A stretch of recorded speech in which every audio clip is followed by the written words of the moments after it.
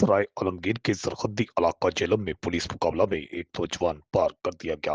चकवाल के थाना डोमन के गांव डोक कायमदीन में ईद के रोज 38 साल मुदस्सर हुसैन को गोलियां मारकर कत्ल करने वाला मलक आसन जेलम के इलाका में सीसीटीवी मुकाबला में मारा गया।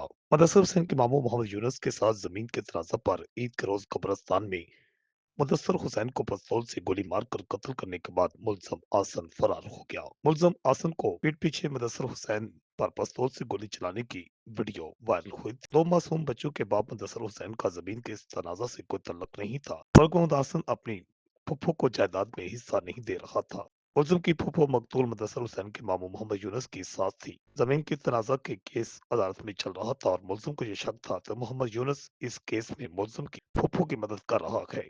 मुलजम मलक आसन ने पिछले साल 28 सितंबर को अपने 10-12 साथियों के हमरा मोहम्मद यूनुस के घर पर दावा बोला था और उन्हें उनकी बीवी बच्चों को तशद्दुद का निशाना बनाया था। जेलम के इलाका में पुलिस मुकाबले में मारे जाने वाला मुलजम मलक आसन की वीडियो वायरल हुई थी, जिसमें देखा गया कि मुलजिम जो है सरे आम गोलियां मारकर 38 साल मुदस्सर को कत्ल कर रहा था। मुलजिम आसन ने कब्रिस्तान में ही मुदस्सर हसन पर उस वक्त गोली चलाई जब वो अपने भाई और मामू को बता रहे थे कि उसने पिस्तौल उठाया हुआ है, किसी को गोली मार देगा।